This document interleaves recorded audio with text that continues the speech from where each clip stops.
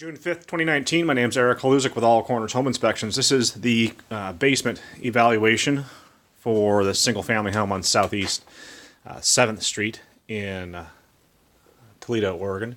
As with all the videos in this report, we request that you view this video as supplemental to the written version of the report to which this video has been attached. At the time of inspection, there were a number of reportable challenges in this combination crawl space and basement area. We'll do our best to detail those challenges here.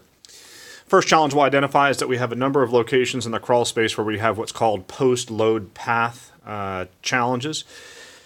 There's physically no post, so you can see that this is a girder. That's this framing member here. The girders typically support joists, which are just below, or excuse me, just above the girders. What we're seeing here is that this girder here is supporting floor joists, but it's actually not physically in contact with the joist above it, and then there's no support below it, meaning that we have a cantilevering effect here. There's I don't know, probably 6 feet worth of lumber which is physically unsupported. Adjacent to that structure, we have poorly framed support structure. This is also a post-load path condition. You can see that this girder here on the right-hand side is not in as much contact with you can see right there at the left-hand side of the right girder, that girder is not in contact with this 4x. Our suspicion is that you see that there's a little bit of sag there in that 4x. That girder is physically twisting and trying to depart off that right-hand side of that shim. This is a condition which, if left unaddressed, could lead to a significant structural challenge in, for instance, a seismic event. Going to turn our focus now to the right-hand side of the structure. We have an unsecured soil wall at the right-hand side of the building. Anecdotally, we could say that this structure has been here for a very long time without significant challenges with an unsupported soil wall. However, we can't make any claims as to the long-term viability of such a structure.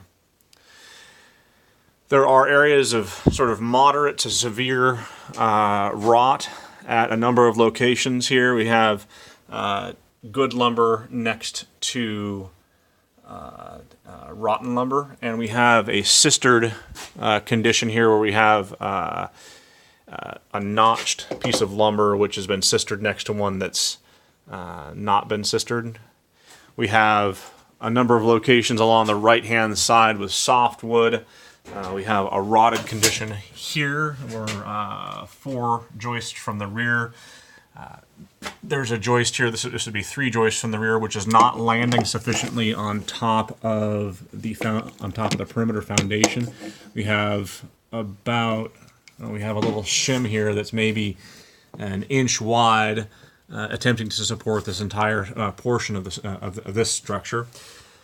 Sort of same condition here. We have sort of poor building techniques, and as we move further back in this structure, the amount of distance that this joist is supported on the associated stem wall gets sort of thinner and thinner and less. We have what would appear to be wood-destroying insect activity at a couple locations, one here and then one further back that we'll show you in a second. But this is the subfloor. The subfloor is not physically supporting anything above it. You can see it's physically floating in midair. The other area of dry rot would be, or possible wood-destroying insect activity would be right around in this area here. We'd recommend evaluation and repair by a licensed contractor for these as well as all other identified problems in this single-family home. This has been Eric Haluzik with All Corners Home Inspections.